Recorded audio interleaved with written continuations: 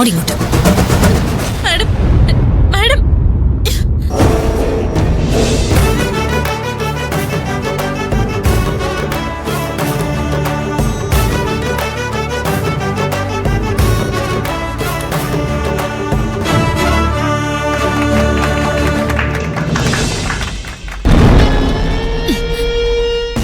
നീ പറയ്, എന്തിനാ താഴേക്ക് വന്നത്?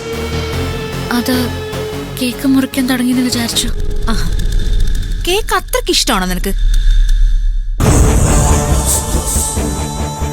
നീ എന്തിനാടി അവിടെ വന്നേ? നടക്കുന്നതേ ഞങ്ങളുടെ ഡാഡിയുടെ ബർത്ത്ഡേയാ.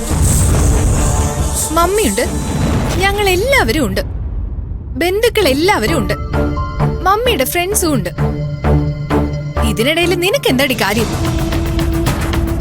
ഓ, ഏട്ടൻ ഇടയ്ക്കിടയ്ക്ക് എന്റെ ഭാര്യയാണെന്ന് വിളിച്ച് പറയുന്നുണ്ടല്ലോ. അതാണ് നിന്റെ അവകാശവാദം അല്ലേടി? ഡി, ഒരു ജോലി ഏൽപ്പിച്ച അത് കൃത്യമായിട്ട് ചെയ്തു തീർക്കണം. അത് കഴിഞ്ഞ് അടുത്ത കാര്യത്തിന് വരാവൂ. മനസ്സിലായോ നിനക്ക്? ദേ, ഞാൻ നേരത്തെ നിന്നോട് പറഞ്ഞതാ, നിനക്ക് വേണമെങ്കിൽ ആ ഫംഗ്ഷന്റെ നടുവിലേക്ക് വരാം. ഞങ്ങൾ നിന്നെ തടഞ്ഞു വെച്ചതാണെന്ന് ഉറക്കെ വിളിച്ചും പറയാം. ഏട്ടൻ വലിയ ബഹളം ഉണ്ടാക്കും. ആളുകൾ കൂടി നിൽക്കുന്നെന്ന് പോലും ആലോചിക്കാതെ ഏട്ടൻ ഈ ഫംഗ്ഷൻ തല്ലി തകർക്കും. അത് കാണണമെന്ന് നിർബന്ധാണോ നിനക്ക്? വേണ്ട മാഡം, എനിക്ക് അങ്ങനെയൊന്നും ആഗ്രഹമില്ല. അങ്ങനെ ആഗ്രഹമില്ലെങ്കിൽ പറഞ്ഞ ജോലി എന്താണെന്ന് വെച്ചാൽ ചെയ്ത് തീർക്ക്. ഒരു കാര്യം ചെയ്യും, നീ ഈ മുറി നിൽക്കണ്ട, നേരെ ടെറസിലേക്ക് വിട്ടോ. അവിടെ എന്തിനാ? ഡ്രിങ്ക്സ് കഴിക്കുന്നവർക്കുള്ള പാർട്ടി അവിടെ നടക്കുന്നത്. ആ പയ്യന്മാര് കസേരമേശയൊക്കെ അങ്ങോട്ട് എത്തിച്ചിട്ടുണ്ട്. അതിൽ ഷീറ്റൊക്കെ വിരിക്കണം, ഗ്ലാസുകളും മറ്റും എടുത്തു വെക്കണം, നീറ്റായിരിക്കണം.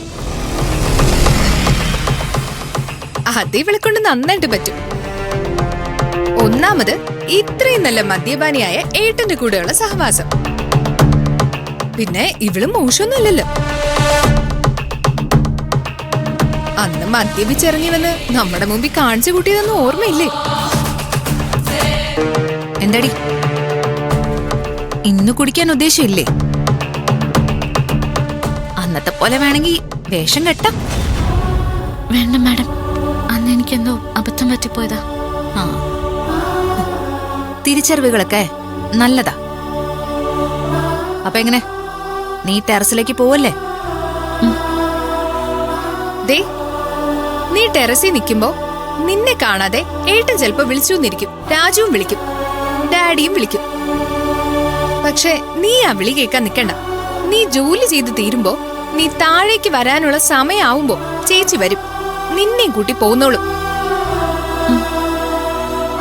ഒരു കാര്യം നീ ഓർമ്മിച്ചോ, ഈ ഫംഗ്ഷൻ നല്ല രീതിയിൽ നടക്കണോ വേണ്ടയോന്ന് തീരുമാനിക്കുന്നത് ഇപ്പൊ നീയാ. നിന്റെ കയ്യിൽ നിന്ന് നിയന്ത്രണം വിട്ടു പോയാ നീ ദൈവത്തെ പോലെ സ്നേഹിക്കുന്നുവെന്നാണല്ലോ ഡാഡിയെ കുറിച്ച് പറയുന്നത്.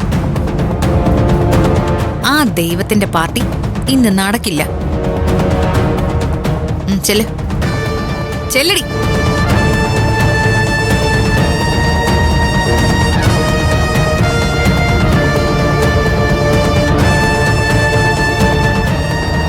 ചേച്ചി, ഈ ഫംഗ്ഷൻ കഴിഞ്ഞ് ആളുകൾ പിരിയുന്നത് വരെ അവളെ ഇതേ കണ്ടീഷനിൽ സൂക്ഷിക്കാൻ പറ്റുമെങ്കിൽ നാളെ മമ്മി നമ്മളെ പുകഴ്ത്തും.